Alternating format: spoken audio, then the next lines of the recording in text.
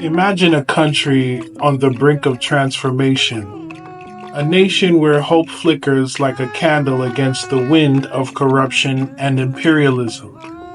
This was Burkina Faso, under the leadership of Thomas Sankara, a man often hailed as Africa's Che Guevara. But what led to the fateful day of October 15th, 1987?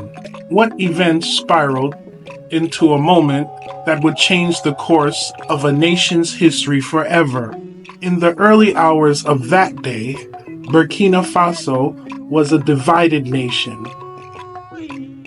On one side stood Thomas Sankara, a revolutionary leader who had become a symbol of integrity and self-sufficiency.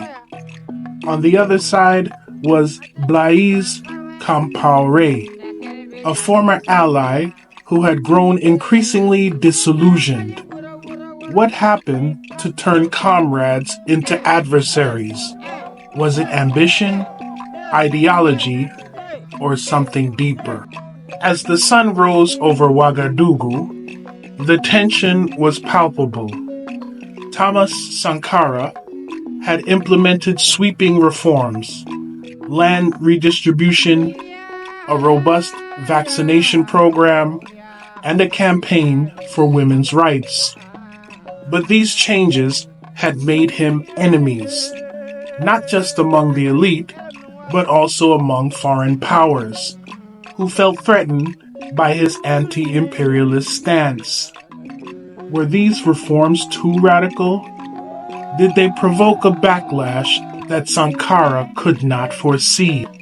On that fateful day, Sankara was attending a meeting of the Conseil de l'État, discussing vital issues with other leaders.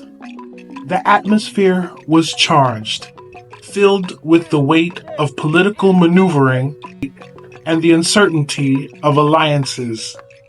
But little did he know, betrayal lurked just outside the door.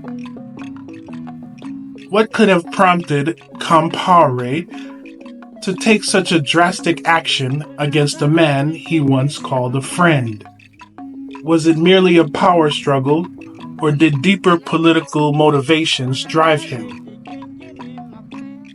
Suddenly, chaos erupted. Armed assailants stormed the room, their intentions clear. They had come for Sankara. In that moment, did he grasp the gravity of the situation?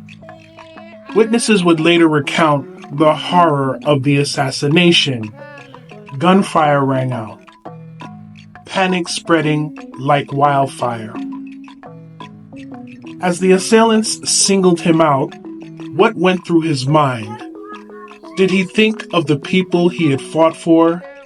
The vision he had for a united and self-sufficient Africa? Or was he caught off guard, grappling with the reality that his own comrades had turned against him? Sankara was shot multiple times, his lifeless body crumbling to the ground. In a matter of moments, a leader who dared to dream was silenced. But what of the others in the room? 12 individuals lost their lives that day. Collateral damage in a brutal coup. How could such violence erupt in a place that had been a cradle of hope for so many? Haruna Traoré, the sole survivor of the massacre, would later recount the horror of that day. He spoke of the chaos, the disbelief, and the overwhelming sense of loss. What did it feel like to witness the death of a leader who embodied the aspirations of an entire nation? As the dust settled, the reality of Sankara's death began to sink in. His assassins quickly buried him in an unmarked grave, erasing his presence from the land he had fought so hard to uplift. How could they so easily dismiss a man who had become a symbol of resistance? In the aftermath, Compaoré swiftly reversed Sankara's policies. He rejoined the International Monetary Fund and the World Bank, seeking to restore what he termed a shattered economy. But in doing so, he also buried the dreams of many Burkinabe people. What would this mean for the future of Burkina Faso? Would the ideals of Sankara continue to inspire, or would they fade into obscurity? For 27 long years, Compaoré ruled with an iron fist.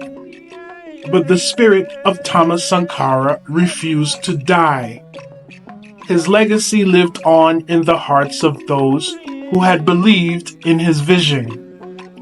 In 2014, the people of Burkina Faso rose up, demanding justice and returned to the values Sankara had espoused. What did this uprising represent?